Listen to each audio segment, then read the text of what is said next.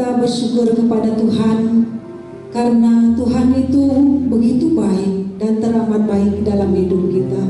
Dalam kondisi apapun yang kita alami saat ini, meskipun secara fisik kita tidak dapat berkumpul bersama-sama di gereja untuk beribadah kepada Tuhan, dimanapun kita berada saat ini beribadah, baik kita di rumah maupun di tempat lain, kita yakin dan percaya Tuhan hadir dan tidak mengurangi akan rasa syukur kita kepada Tuhan. Jemaat Tuhan, kita siapkan hati kita untuk menyembah Tuhan.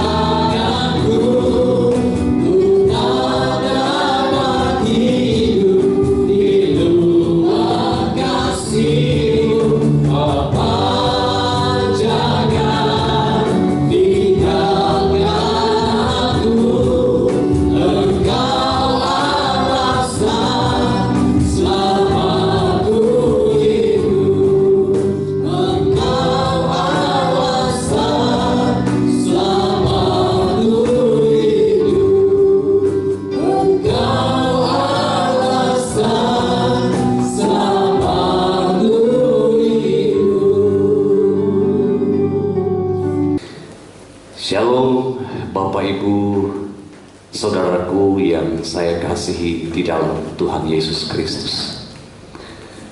Tentu kita berbahagia pada hari ini dan bersyukur oleh karena kasih dan kemurahan Tuhan bagi saudara dan saya.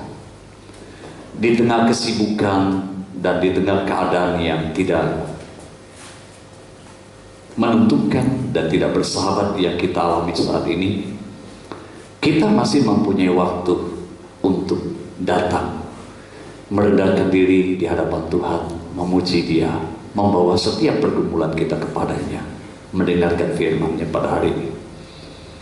Saya akan mengajak kita semua merenungkan firman Tuhan hari ini. Kita fokuskan hati pikiran kita untuk firman Tuhan. Di dalam Injil Yohanes 19 ayat yang ke-28 sampai dengan ayat yang ke-30. Saya akan membacakan bagian firman Tuhan ini buat kita dan saudara akan perhatikannya. Yesus mati. Sesudah itu, karena Yesus tahu bahwa segala sesuatu telah selesai, berkatalah Ia, supaya genaplah yang ada tertulis dalam kitab suci, Aku haus. Di situ ada suatu bekas penuh anggur asam. Maka mereka mencucukkan bunga karang yang telah dicelupkan dalam anggur asam pada sebatang hisop, lalu mengunjukkannya ke mulut Yesus. Sesudah Yesus meminum anggur asam itu, berkatalah Ia, Sudah selesai. Lalu ia menundukkan kepalanya dan menyerahkan nyawanya. Saudaraku, hari ini kita akan merenungkan firman Tuhan. Sudah selesai. Sudah selesai. Ini sebuah perkataan yang keluar dari mulut Tuhan Yesus. Perkataan Tuhan Yesus yang terakhir saat ia berada di dunia. Di atas kayu salib setelah ia mengalami penderitaan yang begitu rupa. Karena ia harus menanggung dosa dan kesalahan saudara dan saya. Maka akhir dari kehidupannya di dunia, Yesus sebelum menghembuskan napasnya yang terakhir, dia berkata, sudah selesai. Nah, saudara, berbicara soal ini, saya teringat akan sebuah perjuangan. Karena Yesus sudah melakukan sebuah perjuangan hidup dan sampai pada akhirnya ia berkata sudah selesai. Tentu punya makna rohani yang begitu besar bagi saudara dan saya. Saya teringat akan beberapa hal sehubungan dengan olahragawan, sirkuit misalnya, motocross atau F1, Formula One. Saya melihat beberapa hal yang sebetulnya tidak ideal terjadi dalam perlombaan kendaraan ini, baik Formula One, motocross, sirkuit balap dan sebagainya. Saya sering perhatikan keadaan yang tidak ideal. Mengapa yang tidak ideal? Ketika start dimulai, para pembalap ini sudah memacu kendaraannya, lalu mereka berlomba dari garis start untuk sampai kepada finish. Nah, di dalam perjalanan perlombaan ini sering saya lihat ada beberapa peserta yang pada awalnya mereka di akhir balapan, namun karena ketekunan perjuangannya sehingga mereka sampai kepada finish. Justru orang yang pertama dan mempredikat yaitu nomor 1. Nah, mereka yang pada awalnya terseok-seok, pada awalnya mereka itu ada terbelakang, namun pada akhirnya mereka keluar sebagai pemenang. Demikian juga saya melihat di pelari maraton, ada hal-hal yang juga tidak ideal terjadi. Ada pelari maraton waktu start, mereka berada di paling belakang. Mereka berada di paling belakang ketika mulai berlari. Lalu dari garis start sampai pada finish, justru dia yang sampai pada finish yang pertama. Nah, namun saya mau beritahukan begini saudara, persoalannya bukan nomor 1 atau nomor sekian, tapi yang paling penting dalam perlombaan bagi saya, bagaimana seseorang itu bisa mencapai finish dengan baik, meskipun dia tidak mempunyai predikat yang terbaik, tapi dia mengakhiri dengan baik. Nah, saudara, artinya bahwa sangat penting untuk mengakhiri sebuah perjuangan dengan baik. Seperti Pengkhotbah pasal 7 ayat 8 berkata, akhir suatu hal lebih baik daripada awalnya. Akhir suatu hal lebih baik daripada awalnya. Nah, mengapa Salomo berkata demikian dalam kitab Pengkhotbah ini? Karena dia mengerti betul awal yang baik belum tentu mengakhiri dengan baik. Awal yang baik tidak menjamin sebuah akhir yang baik. Oleh sebab itu, akhir suatu hal lebih baik daripada awalnya. Akhirilah yang menentukan suatu perjuangan. Akhir yang menentukan sebuah perjuangan. Demikian juga dengan misi kedatangan Tuhan Yesus. Misi kedatangan Mesias ke dunia ini. Kita tahu setiap bulan Desember kita memperingati akan kelahiran Tuhan Yesus. Tetapi itu adalah awal dari sebuah misi yang diemban sebagai pribadi yang diutus oleh Bapa. Sehingga ketika Tuhan Yesus hadir di dunia ini, ia tidak cukup lahir sebagai manusia, tetapi ia harus menjalaninya, menjalani hidupnya, dan pada akhirnya ia harus tersalib. Dan ketika ia harus tersalib, banyak orang berkata, Yesus sedang kalah. Yesaya 53 ayat yang ketiga sampai 4 menunjukkan bahwa banyak orang berpikir, kata Yesaya, Mesias akan datang itu adalah seorang yang hina, Seorang yang hidup dalam kehinaan, ia dihindari orang, hidupnya penuh dengan kesengsaraan. Orang mengira dia kena tulah, orang menutup mukanya terhadap dia. Artinya orang berpikir kekalahan Yesus terjadi di atas kayu salib. Dan orang berpikir inilah ending dari yang bukan happy ending, tapi a worse endingnya. Sesuatu yang dia alami begitu jelek menurut banyak pandangan orang yang menolak keberadaan Mesias. Namun saudaraku yang terkasih dalam Tuhan, ini bukan satu kekalahan bagi saudara dan saya yang percaya kepada Yesus. Kata-kata Yesus di atas kayu salib ketika ia berkata sudah selesai, bukan berarti Yesus menunjukkan kekalahannya. Meskipun ia sering diolok dan diolok di atas kayu salib. Ketika ia berkata Eli, Eli lama sabachthani, orang mengoloknya dan berkata ia memanggil Elia. Atau ada yang berkata Allahnya telah meninggalkan dia. Eli, Eli lama sabachthani, Allahku, Allahku, mengapa engkau meninggalkan aku? Dan orang berkata bahwa Yesus sudah ditinggalkan menjadi manusia yang paling papa, manusia yang paling tragis hidupnya. Namun bagi saudara dan saya yang percaya kepada Tuhan Yesus, firman Tuhan memberikan sebuah kebenaran hari ini. Sebagaimana Tuhan Yesus berkata sudah selesai, maka memiliki makna rohani yang begitu besar sebagai dasar fondasi iman kita. Arti yang pertama, ketika Yesus berkata sudah selesai, karena Yesus sudah menyelesaikan karya penyelamatan itu sesuai dengan kehendak Bapa yang mengutusnya ke dunia. Yesus mengakui bahwa seluruh misi yang diemban dari Bapa, ia melakukannya seperti yang Bapa inginkan. Yesus tidak pernah menyimpang dari apa yang Bapa inginkan. Yesus melakukan tugas sejak kelahirannya, pelayanannya, sampai kematiannya. Ia melakukan sama persis seperti yang Bapa kehendaki. Sehingga di atas kayu salib dia berkata, sudah selesai. Aku telah mengemban misi ini sesuai dengan yang Bapa inginkan, bahwa aku harus mati. Saudaraku yang sekasih dalam Tuhan Yesus, yang kedua, Yesus berkata sudah selesai memiliki makna bahwa karya keselamatan yang ia telah emban, karya keselamatan yang ia kerjakan di atas kayu salib bagi seluruh dunia ini dan seisinya telah mencapai final. Yesus telah mencapai final, dan Yesus sudah mengerjakan yang baik dan sesuatu yang sempurna adanya. Dan dia berkata sudah selesai. Yesus, aku sudah mencapai final. Yesus berkata demikian, aku sudah mengakhirinya, aku sudah menyelesaikannya. Nah, keselamatan bagi manusia tidak perlu lagi ditambah.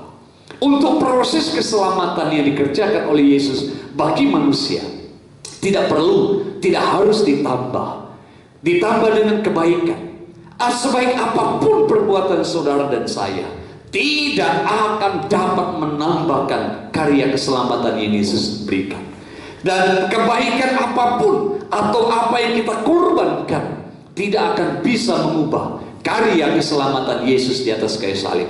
Karena penyelamatan yang ia kerjakan bukan karena kebaikan kita, bukan karena sesuatu yang kita berikan bagi Tuhan, bukan karena jasa kita, tapi karena memang Yesus mengerjakan misi ini sampai pada akhirnya kita, saudara dan saya, siapapun engkau yang ada di dunia ini, siapapun manusia yang ada di dunia ini, Yesus mengerjakan keselamatan bagimu. Kehidupan yang kekal Yesus jamin dalam kehidupanmu, dan Yesus mau memberikannya. Dan di atas kayu salib telah selesai ia kerjakan. Artinya keselamatan tidak akan kau peroleh lewat kebaikanmu, lewat pengorbananmu untuk memberikan sesuatu bagi Tuhan, atau lewat jasamu. Tidak akan pernah, karena Yesus sudah sempurna mengerjakan keselamatan itu di atas kayu salib. Yang ketiga, saudara, Yesus berkata sudah selesai di atas kayu salib. Sebagaimana Yesus berkata demikian memiliki makna bahwa semua pusat dari pemberitaan firman Tuhan atau kitab suci selama ini adalah pada dirinya, dan puncaknya atau klimaksnya adalah di atas kayu salib. Nah, sehingga puncak atau fokus kiblat dari penyembahan kepada Allah yang kekal adalah pada salib Kristus. Saudaraku yang terkasih dalam Tuhan Yesus, sebagaimana kita tahu dalam perjanjian lama, di dalam perjanjian lama mengisahkan bagaimana fokus kiblat dari penyembahan itu selalu sifatnya adalah simbolik, mulai dari anak domba yang disembelih dan mulai dengan dari tatanan ibadah yang diatur, maka semuanya itu dengan simbolik, ritualistik adanya, karena menunjuk kepada salib Kristus, anak domba Allah yang akan dipersembahkan. Dan kalau kita melihat di dalam perjanjian baru sampai pada saat ini, maka ibadah penyembahan yang dilakukan adalah ibadah yang sifatnya hakikat, hati, yaitu roh kita. Di dalam Injil Yohanes pasal yang keempat berkata, ayat yang ke-24, Allah itu roh, barang siapa menyembahnya, dia harus menyembahnya dalam roh dan kebenaran. Yesus bercakap-cakap dengan seorang perempuan Samaria. Yesus berkata, penyembahan tidak lagi dilakukan di gunung ini, tidak juga di Yerusalem yang adalah simbolik dilakukan oleh bangsa Yahudi. Tapi Yesus berkata, penekanannya ayat 24 dari Injil Yohanes 4, penyembahan akan dimulai dan sudah tiba saatnya sekarang, bahwa penyembahan itu dalam roh dan kebenaran, hidup di dalam kebenaran firman Tuhan, dan hati yang menyembah, dengan akal budi yang benar di hadapan Tuhan. Nah, saudara yang terkasih di dalam Tuhan Yesus, gedung tidak dapat membatasi saudara dan saya sampai hari ini. Tempat tidak bisa membatasi kita untuk menyembah Tuhan. Sebab dimanapun kau berada, dimanapun kau saat ini berada, maka Allah bisa menjumpai kau, dan kau bisa menjumpai Allah di dalam penyembahanmu setiap hari di hadapannya. Saudara yang terkasih dalam Tuhan Yesus, Yesus berkata, sudah selesai. Kiblat penyembahan tidak lagi pada seorang ayah. Sebab kalau kita membaca di dalam Alkitab, dari zaman Adam sampai zaman Musa, ayah menjadi topang, tiang penopang untuk sebuah penyembahan. Ia mengajarkan anak-anaknya untuk mengenal Tuhan.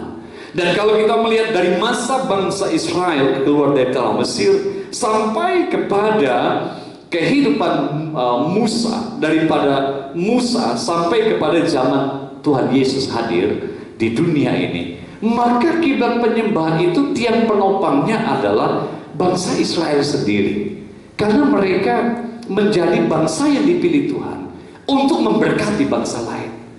Nah, yang ketiga adalah dari masa kehadiran Tuhan Yesus di dunia, tentang penyalibannya sampai parousia, pengangkatan Tuhan, pengangkatan kelak bagi orang-orang percaya, maka tiang penopang dalam sebuah penyembahan adalah jemaat atau gereja Tuhan, saudara dan saya.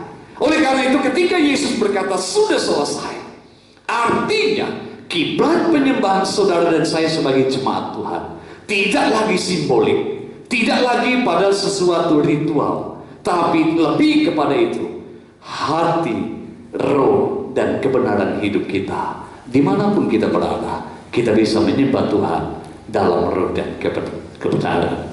Nah, jemaat Tuhan, saudaraku yang saya kasih dalam Tuhan Yesus, kata-kata Tuhan Yesus yang terakhir di kayu salib, sudah selesai, tanda kemenangan, tanda sebuah kehidupan baru dimulai, di mana Tuhan Yesus menjamin keselamatan telah Ia kerjakan, misi telah Ia emban sesuai dengan yang Bapa inginkan, keselamatan yang sempurna telah Ia jamin di dalam dirinya. Keselamatan itu telah Ia sediakan agar siapapun yang percaya kepada Yesus, ia beroleh hidup yang kekal. Dan Yesus berkata sudah selesai. Sebuah penyembahan dimulai dalam dirinya, dari dirinya, dalam roh dan kebenaran. Kiranya hidup kita, saudara dan saya, diberkati oleh firman Tuhan.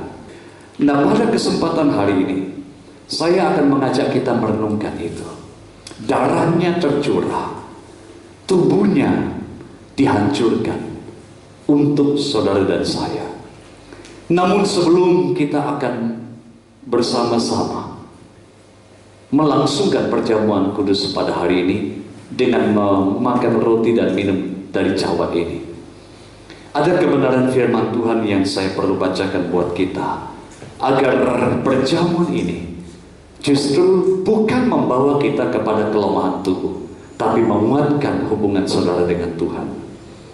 Saudaraku yang terkasih, siapkan hatimu, siapkan dirimu untuk masuk dalam perjamuan hari ini. Saya akan bacakan firman Tuhan demikian.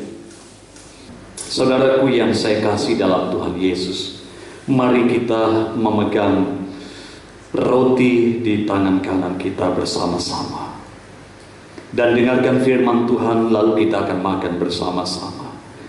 Firman Tuhan demikian: sebab apa yang telah kuteruskan kepadamu pada hari ini telah kuterima dari Tuhan, yaitu bahwa Tuhan Yesus pada malam waktu ia diserahkan mengambil roti, dan sesudah itu ia mengucap syukur atasnya, ia memecah-mecahkannya dan berkata, inilah tubuhku yang diserahkan bagi kamu, perbuatlah ini menjadi peringatan akan daku. Mari kita makan bersama-sama dalam nama Tuhan Yesus Kristus.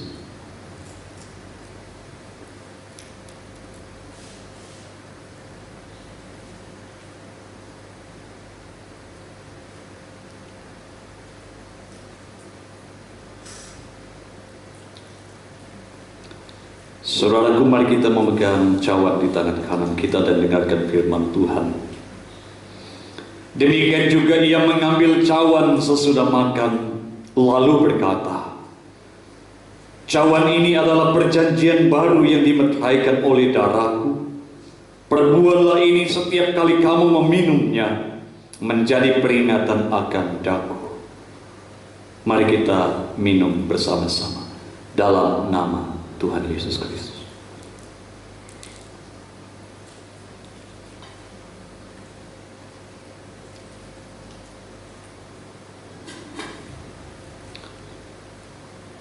Kita berdoa. Terima kasih Bapa di surga. Terima kasih buat kasih dan anugerah-Mu, apa yang telah Engkau kerjakan dalam hidup kami. Engkau telah mengampuni kami.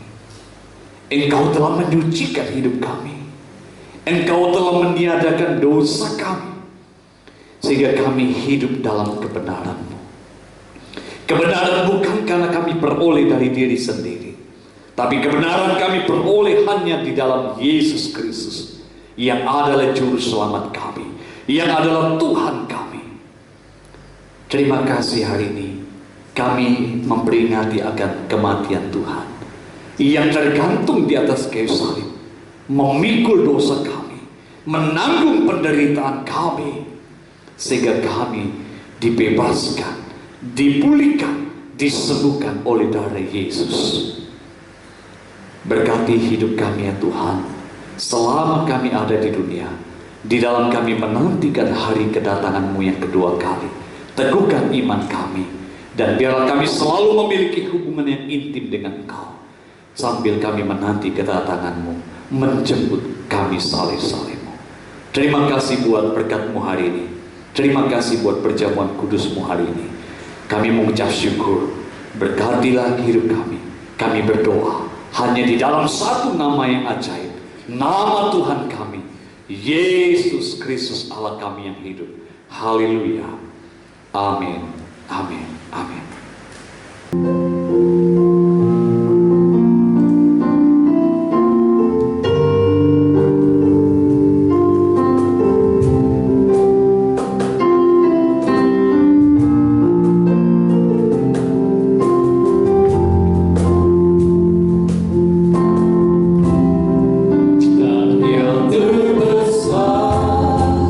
Dalam hidupku, pengorbananmu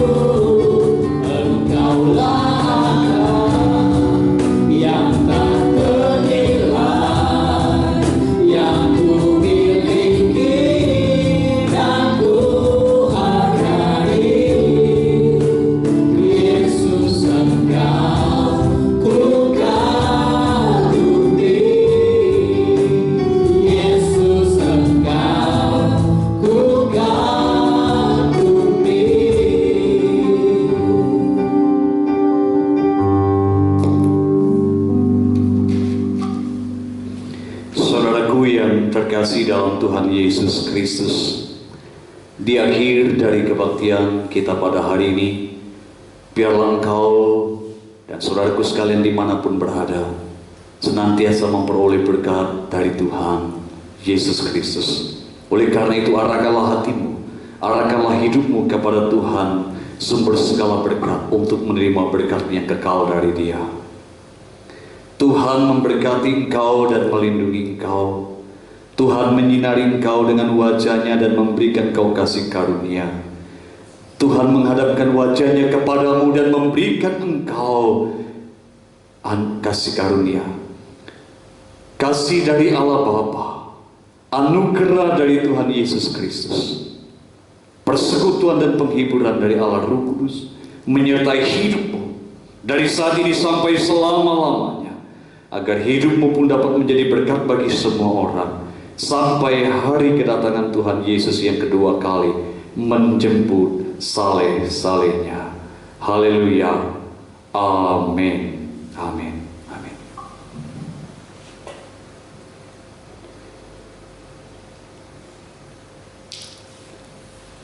Saudaraku yang terkasih dalam Tuhan Yesus, demikianlah kebaktian kita hari ini yang telah kita lakukan. Dan meskipun tempat kita berada di mana-mana dan tidak dikumpulkan dalam satu tempat di tempat ini, tapi tidak mengurangi esensi dari kebaktian kita di hadapan Tuhan. Dan kiranya saudara tetap dikuatkan lewat pujian dan doa yang kita adakan setiap hari Minggu. Dan dari tempat ini saya tetap ingatkan untuk tetap berdoa, tetap berserah berharap kepada Tuhan, sebab sumber pertolongan kita adalah dari Dia. Dan tetap menjaga dirimu sebagaimana dianjurkan dari pemerintahan, agar saudara dan saya tetap terhindar dari hal-hal yang tidak kita inginkan, dan tetap jaga iman pengharapanmu kepada Tuhan. Kiranya Tuhan Yesus memberkati. Sampai jumpa minggu depan.